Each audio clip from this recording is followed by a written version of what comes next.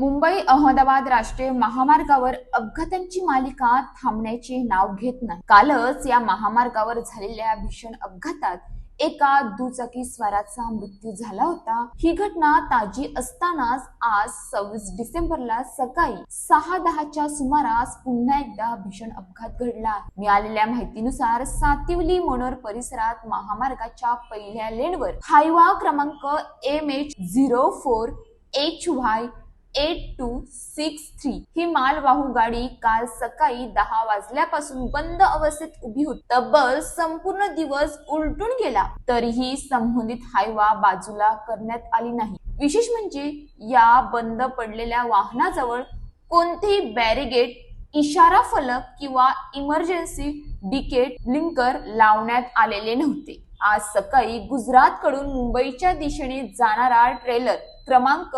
GJ39TA1052 या उभ्या हायवाला जोरदार धडकला। ट्रेलर मध्ये लाकडी पट्ट्या भरलेल्या होत्या। समोर कोणतेही इशारे नसल्यामुळे चालकाला उभ्या वाहनाचा अंदाज आला नाही आणि अपघात अतिशय भीषण झाला। या अपघातात ट्रेलर चालक महेंद्र यादव यांचा घटनास्थळीच मृत्यू झाला। अपघातानंतर ते केबिन मध्ये सुमारे 1 तासाहून अधिक काळ अडकून पडले होते। क्रेनच्या साह्याने ट्रेलर मागे घेऊन मोठ्या प्रयत्नानंतर त्यांना बाहेर काढण्यात आले। घटनेची माहिती मिळताच अँब्युलन्स चालक अखिल सय्यद हे तत्काळ घटनास्थळी दाखल झाले। कुठेही अपघाताची माहिती मिळताच वेळीच घटनास्थळी पोहोचण्याचे त्यांचे कार्य नागरिकांकडून कौतुकास्पद मानले जात आहे। मृतदेह शवविच्छेदनासाठी मनोर येथील ग्रामीण रुग्णालयात दाखल करण्यात आला आहे। दरम्यान घटनेनंतर वाहतूक पोलीस व मनोर पोलीस घटनास्थळी दाखल झाले।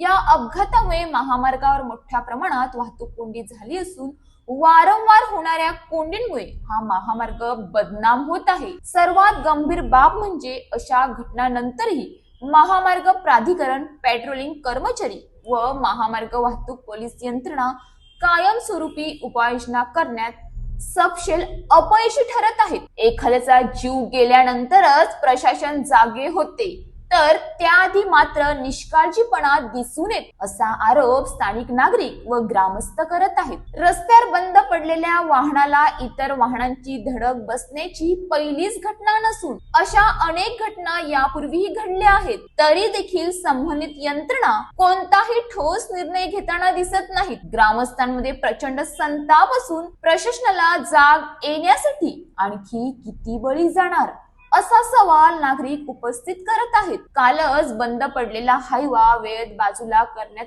आला असता तर आजचा हा अपघात टाळता आला असता आणि महेंद्र यादव यांचा नाहक जीव गेला नसता अशी तीव्र भावना नागरिक व्यक्त करत आहेत। अशाच ताज्या बातम्यांसाठी आमच्या न्यूज पोलीस रिपोर्टर चॅनलला लगेच सबस्क्राईब करा आणि बेल आयकॉन दाबायला विसरू नका।